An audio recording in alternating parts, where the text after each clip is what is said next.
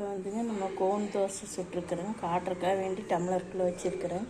Cone dosa லேசாக ஊற்றிங்க நம்ம வந்து நடுவில் கட் பண்ணி கோன் மாதிரி சுற்றிக்கலாம். இது தேங்காய் சட்னிங்க. தேங்காய் சட்னிக்கு தேங்காய் அரை மூடிங்க, பொட்டுக்கடலை ஒரு கைங்க, ஒரே ஒரு பச்சை மிளகா, கொஞ்சம் உப்பு, கல் உப்பு போட்டுங்க மிக்சியில் அரைச்சி எண்ணெய், கடுகு, கருவேப்பிலை தலை போட்டு தாளிச்சாச்சுங்க. இது தக்காளி சட்னிங்க. தக்காளி சட்னிக்கு ஒரு குழிக்கரண்டி எண்ணெய்ங்க, 10-20 சின்ன வெங்காயங்க வதக்கிட்டுங்க, 2 வரமிளகாய் வதக்கிட்டுங்க, 3 தக்காளி போட்டு வதக்கிட்டுங்க, நம்ம ஃபேன் காற்றுல அரை வச்சுங்க பெரிய ஜாரில் அரைச்சிக்கலாங்க. கொஞ்சமாக இருந்தால் சின்ன ஜாரில் அரைச்சிக்கலாங்க. ஒரே ஒரு இட்லி குழந்தைகளுக்குங்க டீ வச்சுருக்குதுங்க.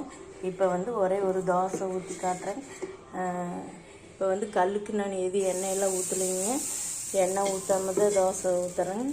மறுபடியும் எண்ணெய் ஊற்றிக்கலாங்க. ஃபஸ்ட்டு எண்ணெய் ஊற்றினா நம்மளுக்கு தோசை நல்லா வராதுங்க.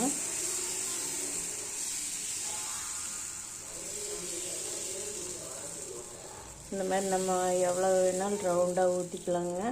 கோன் தோசை வேணால் ரொம்ப முருகலாக விட்டுங்க நம்ம வந்து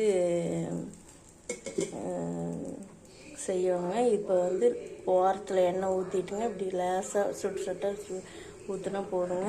சிம்மில் வச்சுட்டு தான் எப்பவுமே தோசை ஊற்றணுங்க. இன்னும் வேகமாக வச்சுக்கலாம். வேகமாக வச்சுட்டுங்க நம்ம கொஞ்சம் ரொம்ப முருகலாக விடுற மாதிரி இருந்தால் நம்ம கோன் தோசைக்கு இந்த சென்டர்லேருந்து இந்த தோசை கரண்டியில் ஒரு கோடு போட்டுங்க நம்ம வந்து திருப்பி போட்டுட்டு கோடு போடணுங்க. அப்படி நம்ம கோன் மாதிரி சுருட்டி இந்த மாதிரி எடுத்துக்கலாங்க. கோன் மாதிரி வந்துடுங்க. குழந்தைய விரும்பி சாப்பிடுவாங்க. நம்ம இப்போ வேகமாக தான் வச்சுருக்கிறேன்.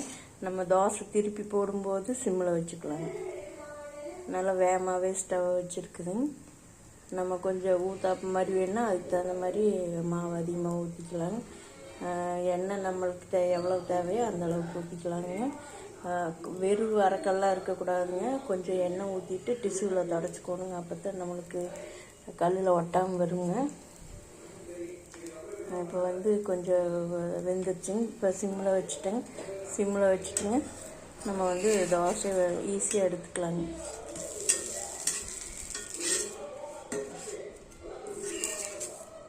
திருப்பி போட்டாச்சுங்க. இந்த மாதிரி டைமில் வந்து நம்ம கோன் தோசை கட் பண்ணிக்கலாங்க. இந்த இடத்துல வச்சு கோன் தோசை ரவுண்டாக இந்த கீரை மாதிரி போட்டுக்கலாங்க. சென்டர்லேருந்து கோன் தோசை போட்டுங்க, கொஞ்சம் வேயிட்டுங்க, திருப்பி போட்டுட்டு நம்ம கோன் சுற்றிக்கலாங்க. நம்ம தோசை மாவுக்கு கொஞ்சம் இட்லி மாவில் எடுத்து கரைச்சி வச்சுக்கலாங்க. இப்போ வந்து நம்ம கொஞ்சம் நல்லா முருக விட்டாதான் நம்மளுக்கு கோன் வருங்க. இப்போ வந்து திருப்பி போட்டாச்சுங்க. இப்போ கோன் சுற்றுறதுன்னா நம்ம ஸ்டவ் ஆஃப் பண்ணிடலாங்க. ஆஃப் பண்ணிவிட்டுங்க நம்ம சூடாகத்தான் இருக்குங்க. கல்லில் படாமல் நம்ம சுற்றிக்கலாங்க. இந்த மாதிரிங்க நம்ம சுற்றிக்கிட்டே வரலாங்க. இப்படி ரவுண்டாக சுற்றிக்கிட்டே வந்தோம்னா நமக்கு கோன் கிடச்சிடும். இந்த மாதிரி வந்து நமக்கு கோன் வந்துடும். இது கோன் தோசைங்க. இன்னும் சின்னதாக சுற்றலாங்க. இந்த மாதிரி வச்சு நம்ம பூரி மசாலா இருந்ததுன்னா வச்சு குழந்தைகளுக்கு கொடுத்தோம்னா கோன் தோசை ரெடி ஆகிடுங்க. இன்னும் சின்னதாக சுற்றோன்னா சுற்றிக்கலாங்க. இதை வந்து இன்னும் சின்னதாக சுற்றலாங்க. சுற்றினோம்னா நமக்கு கோன் தோசை வந்துடும்.